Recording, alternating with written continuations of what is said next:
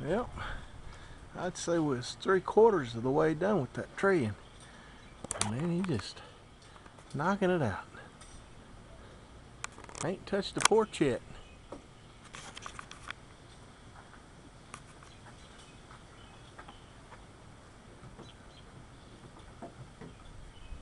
Ah!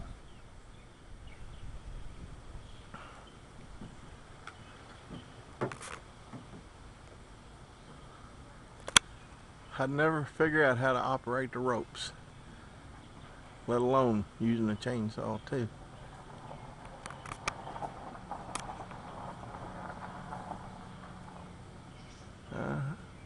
Somebody's driving down the street.